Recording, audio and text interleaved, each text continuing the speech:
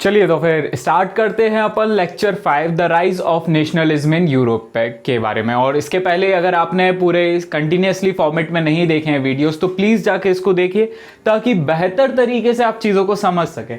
तो इस चैप्टर में या इस पूरे लेक्चर में अपन बात करेंगे एज ऑफ रेवोल्यूशन के बारे में। देखो भैया, अपन ने इसके पहले रेवोल्यूशनरी के बारे में समझ लिया था, मैजिनी के बारे में समझ लिया था। अब अपन बात करेंगे कैसे लोगों की मानसिकता बदलने वाली है। प्यारे रसगुल्लों, ध्यान से समझना, किसकी बात करने वाले हैं? एज ऑफ रेवोल्यूशन की बात करने वाले। अब लोग रेवोल्यूशनरी बनेंगे, कैसे बनेंगे? लोग क्रांतिकारी बनने वाले हैं। यहां पे बात करेंगे लिबरल और नेशनलिस्ट लोगों के बारे में, जो एजुकेटेड मिडिल क्लास या एजुकेटेड एलाइट क्लास थी उनके बारे में बात करेंगे, जो धीरे धीरे रेवोल्यूशनरी के फॉर्मेट में कन्वर्ट होती जा रही है। और यहीं पे स्टार्ट होता है जुलाई रेवोल्यूशन ऑफ 1830। ये जुलाई रेवोल्यूशन होता है फ्रांस में। कहां पर होता है प्यारे बच्चों? फ्रांस की में। ठीक है, फ्रांस में क्यों हुआ? क्योंकि फ्रांस में बर्बन डायनेस्टी आ चुकी थी 1815 के। अपन ने उसमें पढ़ा था कि वियना कांग्रेस आई और वियना कांग्रेस ने बर्बन डायनेस्टी फ्रांस में स्टैब्लिश कर दी। अब बात करते हैं कि भैया एक चीज तो है, रेवोल्यूशनरी आएंगे पकड़ के मारने वाले हैं। तो रसगुल्लों, इस बार बात थी जुलाई रेवोल्यूशन की। जुलाई रेवोल्यूशन जो 1830 में हुआ उसमें कॉन्स्टिट्यूशनल मोनार्च से या एक प्रकार से कॉन्स्टिट्यूशनल मोनार्च बन गया और जो मोनार्की था वो रिप्लेस हो गया कॉन्स्टिट्यूशनल मोनार्क में। और लुई फिलिप क्या बन गया? हेड बना दिया गया कॉन्स्टिट्यूशनल मोनार्च का। ठीक है, कौन बना दिया गया? Louis Philippe. देखो चेंजेस कहां हो रहा है? फ्रांस में। चेंजेस कहां हो रहा है? फ्रांस में। अब इसका इंपैक्ट भी देखेंगे क्योंकि हमने एक चीज बहुत अच्छे से पढ़ी है, ड्यूक मेटरनिच का कोटेशन बहुत शानदार था, when France knees rest of the Europe catches cold.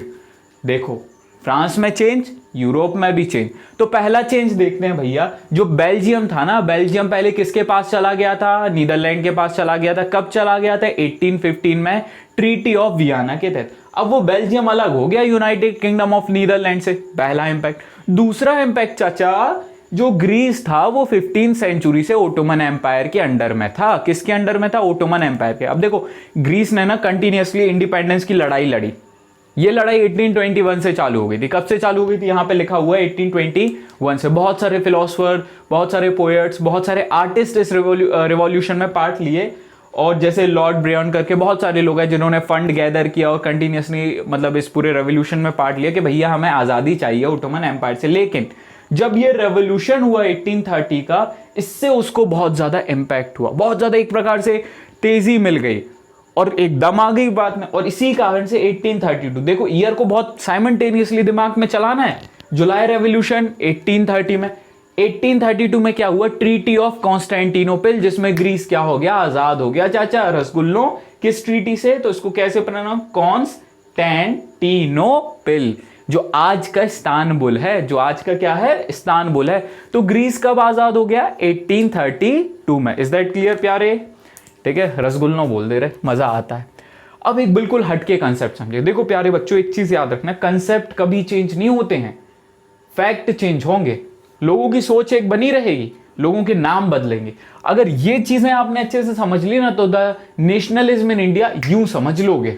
सब कुछ वही है बेटा लोगों, सब कुछ वही है, बस नाम चेंज होगा। जैसे यहां पे रोमांटिसिज्म, रोमांटिसिज्म का मतलब होता है कुछ इमोशंस को डेवलप करना। कैसे डेवलप करोगे आप इमोशन ऑफ नेशनलिज्म को? कैसे डेवलप करोगे?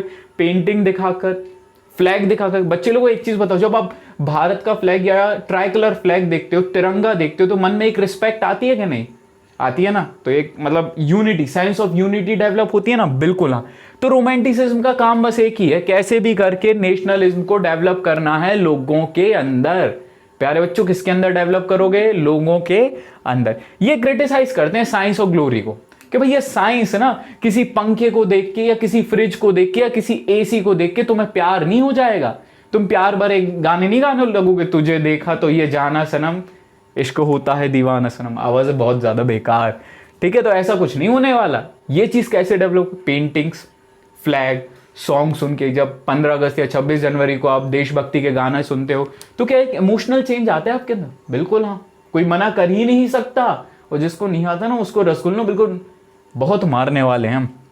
ठीक है, बात करते हैं अपन पेंटिंग की। तो यहाँ पे देखो पेंटिंग, सॉन्ग, बुक्स वगैरह से आप क्या कर सकते हो? नेशनलिज्म को डेवलप कर सकते हो through the idea of romanticism. जैसे पेंटिंग में द मैसेकर एट च्यूज, ठीक है, च्यूज, देखो आप देख रहे होगे उसमें एक पेंटिंग है, बुक पे दी हुई है, जिसमें बहुत सारे हंगर के लोग दिख रहे हैं और बहुत सारे पॉवर्टी वाले लोग दिख रहे हैं, ये ग्रीक के लोगों को रिप्रेजेंट करने के लिए, जिसमें ये दिखाया गया है कि किस तरीके से एक मैसेकर ने लोगों को कितने गंदे तरीके से इंपैक्ट किया। इमेजिन करो वही चीज आप इंडिया के कंटेस्ट में इमेजिन करो, जलियांवाला बाग की आप पेंटिंग देखोगे तो आपके अंदर गुस्सा आएगा, क्या आएगा, मतलब क्या इमोशनल चेंज होगा बताओ?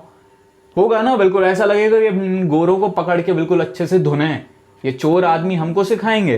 ठीक है, तो द मैसेकर एट चियोस में ग्रीक के बारे में बताया गया कि ग्रीक लोगों को के साथ कितना ज्यादा बुरा हुआ, कितने पीड़ा में हैं या पीड़ा में थे उस टाइम पे, तो उस चीज को रिप्रेजेंट।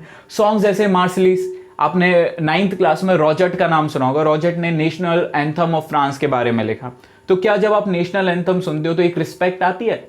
अरे आएगी ना, क्यों नहीं आएगी, देश हमारा है। बुक की बात करें तो एक जोहान गोटफ्राइड हर्डर करके व्यक्ति थे जिन्होंने दास वोल्क बुक लिखी। ग्रिम ब्रदर्स थे जिन्होंने क्या किया कि बहुत सारी छोटी छोटी कहानी इकट्ठी की, गांव से नाना नानी की कहानी इकट्ठी की और पब्लिश कर दी। अब इससे फायदा क्या कि भैया सपोज करो एक ए प्लेस का आदमी बी प्लेस की कहानी सुन रहा है, सी प्लेस का आदमी डी प्लेस की कहानी सुन रहा है, तो क्या ये चारों एक प्रकार से एक बॉन्ड में जुड़ जाएंगे? बिल्कुल हाँ, यही होता है ना, बिल्कुल। आप साउथ में जो केरला है, केरला या तमिलनाडु है, वहां की आप काफी सारी डिशेस कंज्यूम करते हो, बड़ा अच्छी भी लगती है, तो क्या उससे एक इमोशनल फीलिंग आपकी जुड़ जाती है कि यार वो तो हमारे ही तो है, हम लोग ही तो हैं, वो अलग थोड़ी ना है। केरला या तमिलनाडु हमारा ही तो है, विदेश का ही तो है, भारत का ही तो है, अलग थोड़ी ना है। तो इससे क्या हुआ, ये जो बुक्स पब्लिश हुई, इससे sense of collective identity develop होना चालू हुई। प्यारे बच्चों, इस पूरी चीजों का बस एक ही काम है, क्या डेवलप करना है, जल्दी बोलो, यूनिटी। क्या डेवलप करना है बच्चे लोगों? यूनिटी। क्लियर हुई ये बात? क्या डेवलप करना है? यूनिटी। चाहे गाने से करो, चाहे पेंटिंग से करो, चाहे बुक से करो, चाहे मूवीज से करो, किसी भी चीज से करो, क्या डेवलप करना है आपको? देश के लोगों के अंदर यूनिटी होनी चाहिए, हम सब एक हैं। बोलो भारत माता की जय। चलो अब बात करते हैं यहाँ पे पोलैंड के केस के बारे में कि पोलैंड ने किस तरीके से रोमांटिसिज्म के आइडिया को यूज करके खुद को आजाद करा दिया। हाँ भैया सच्ची, ठीक है। तो पोलैंड 18th सेंचुरी के आसपास, मतलब काफी सारे रशिया, प्रूशिया और ऑस्ट्रिया के कंट्री में डिवाइडेड था, या एक प्रकार से कहें उसका सेपरेशन हो चुका था अलग अलग उसमें।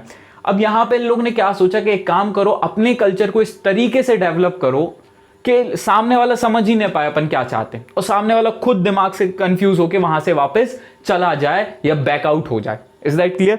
तो इन लोग ने जैसे कैरोल कुरपिंस्की, बड़ा खतरनाक नाम है, एक तो पता नहीं है कुरपिंस्की क्या नाम रखे हैं, कुछ राम श्याम रख लेते, कितना आसान होता है याद करने में। ये लोग क्या करने, फोक डांस को पॉपुलराइज करने लगे, जैसे पोलानेज या मजूरका हो गया। अब इससे क्या हुआ, आप अपने कल्चर को डेवलप करो, चर्चेस में पोलिश लैंग्वेज इस्तेमाल होने लगी। प्यारे बच्चों, एक बहुत इंपॉर्टेंट चीज बता रहे हैं, इस चीज को मजाक में मत लेना, इसका पी कैपिटल रखना।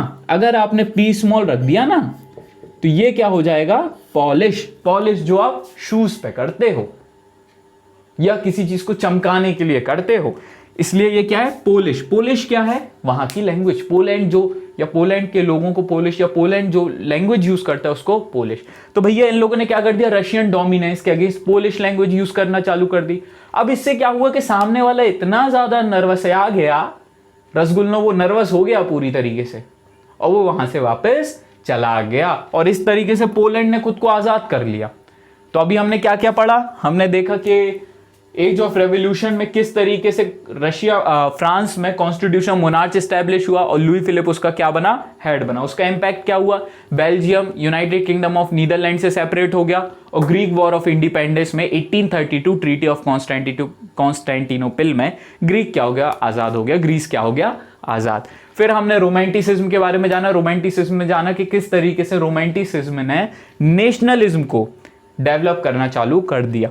ये साइंस एंड रीजनिंग को क्रिटिसाइज करते थे, पेंटिंग, सॉन्ग, ये सारी चीजें इन्होंने बुक वगैरह यूज करके नेशनलिज्म के आइडिया को स्प्रेड किया। और उसके कारण किस चीज को मदद मिली, पोलैंड को एक आइडिया मिला कि कैसे हम अपने कल्चर को प्रमोट करके अपने देश को आजाद करा सकते हैं। इज दैट क्लियर प्यारे बच्चों? तो एक बहुत अच्छा क्वेश्चन लिखो आप लोग, एनालाइज हाउ, चलो लिखो जल्दी, analyse how nationalism, analyze how nationalism can be developed, analyze how nationalism can be developed through the using of concept या थ्रू कंसेप्ट